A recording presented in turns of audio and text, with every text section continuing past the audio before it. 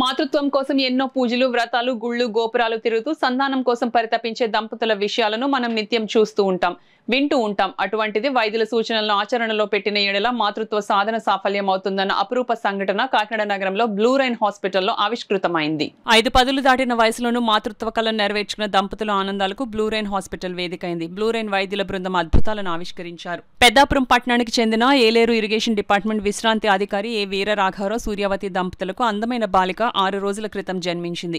శనివారం hospital discharge అయ్యారు. సూర్యవతి మాట్లాడుతూ తనకు 52 సంవత్సరాల వయసు కలిగి ఉన్నానని, తనకు వివాహమై సుమారు 3 దశాబ్దాలు పైగా అయినప్పటికీ సంతానం లేక నిత్యము బాధపడుతుండేవాళ్లమని అన్నారు. ఆరోగ్య సమస్యలు ఉన్నప్పటికీ ఎప్పటికప్పుడు వైద్య సేవలు అందిస్తూ నిత్యము వైద్యుల పర్యవేక్షణలో ఉంటూ వారు చెబుతున్న సూచనలు పాటిస్తూ అందమైన బాలికకు జన్మనివ్వడం తమ అదృష్టంగా భావిస్తున్నామని వైద్యుల బృందానికి ప్రత్యేక ధన్యవాదాలు తెలుపుకున్నారు. ఈ సందర్భంగా ప్రముఖ గైనకాలజిస్ట్ వి సౌజన్య మాట్లాడుతూ ఎంతో కాంప్లికేటెడ్ అయిన ఈ సంఘటనను సుఖవంతం చేయడానికి బ్లూ రైన్ అధినేత, అంతర్జాతీయ శిశు వైద్య నిపుణులు డాక్టర్ సుభాశేఖర్ రెడ్డి అందించిన సహకారంతో బాలికకు సూర్యావతి జన్మనిచ్చిందని చెప్పారు. ఈ సందర్భంగా డాక్టర్ సౌజన్యను డాక్టర్ సుభాశేఖర్ రెడ్డి సాలువాతో సత్కరించారు.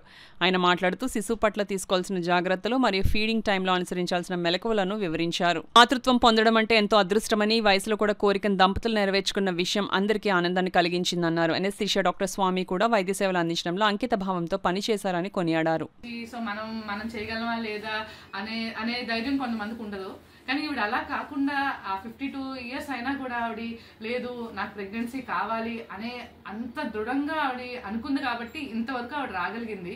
సో ఎందుకంటే ఈ ప్రెగ్నెన్సీ మొత్తం మీద ఆవిడ చాలా కష్టాలు, అంటే ఆవిడకి ప్రతి మధ్యలో బీపీ రావడం, షుగర్ రావడం, ఆవిడకి ఎన్ని ఇంజెక్షన్స్ చేయించుకున్నా ఆవిడ చివరికి ఎలాగైనా కూడా నేను డెలివరీ మంచిగా చేయించుకోవాలి అని ఆవిడ అంత దృఢంగా కోరుకోవడం వల్ల ఆవిడ ఇలా చేయగలిగాము.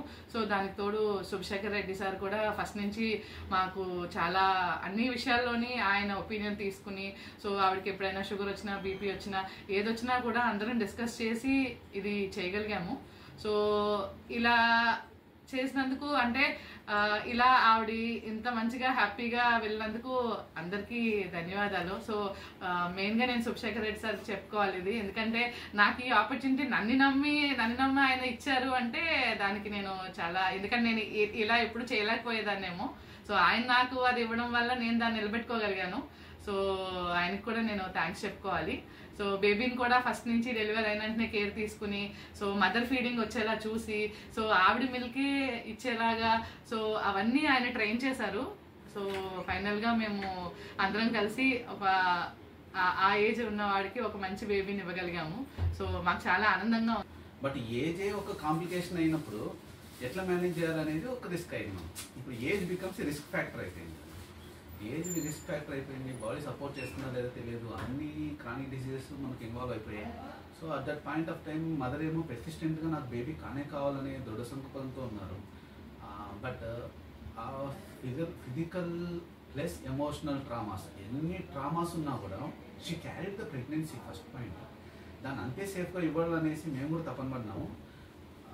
అదేవిధంగా నాకు అందరూ సపోర్ట్ చేశారు కదా, ఇప్పుడు మేడం 24 గంటలు మాకు సపోర్ట్ చేశారు. దాని ద్వారా ఫస్ట్ పేరెంట్స్, అసలు ఆ పేరెంట్స్ మోటివేషన్ చూసి మాకైనా ముందరికి వచ్చాం. Every one has a doubt ఈ ఏజ్ గ్రూప్లో ఎట్లుంటుంది అనేసి. బట్ సేఫ్గా వెళ్ళిపోయింది ప్రెగ్నెన్సీ అంతా. Some issues were there and we try to resolve. When the age became the risk factor, it was a so much concern for us. ఆ age risk factor అయ్యే లోపల మాకు అందరికీ చాలా, అంటే అనస్థీషియా డాక్టర్లు, సర్జన్ అందరిని దగ్గర పెట్టుకుని ఒకసారిగా బేబీని సేఫ్గా తీసుకున్నాం. 34-35 వీక్స్ వచ్చిన తర్వాత మేము బేబీని సేఫ్గా బయటికి తీసుకున్నాం. 3 days ద బేబీ ఎన్ఐసీలో ఉన్నది. సేఫ్గా బేబీని తర్వాత బయటికి తీసుకురాగలిగాం. Now the baby is about to go for home. Discharge అవ్వడానికి రెడీగా ఉండాలి.